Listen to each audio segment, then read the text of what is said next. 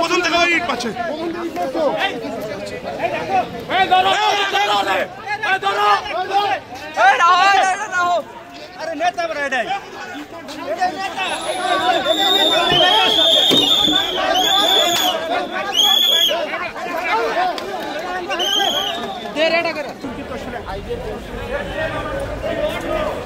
পরিস্থিতি উত্তপ্ত এবং সেই উত্তপ্ত পরিস্থিতি শান্ত করতে চেষ্টা করছে আইন শৃঙ্খলা রক্ষাকারী বাহিনী পুলিশের সদস্যরা। বর্তমানে আমরা রয়েছি ধানমন্ডি এলাকায় এবং আমি কথা দিচ্ছি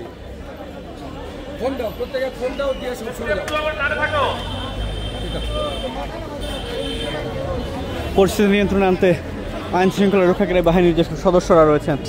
তারা কিন্তু চেষ্টা করে যাচ্ছেন। এবং আমরা কিন্তু দেখছিলাম আইডিয়াল কলেজে কিন্তু রমনাজনের ডিসি জনাব মাসুদ আলম সেখানে কিন্তু গিয়েছিলেন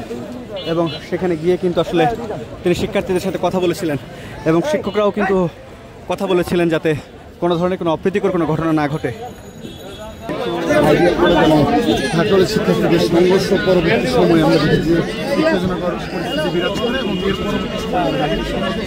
এর STF 2 এবং 1 এদিকে থাকেন, দাঁড়ে থাকেন, এখানে থাকেন আপনারা সব ফোর্স এবং STF 2 আপনারা এখানে থাকেন 2 1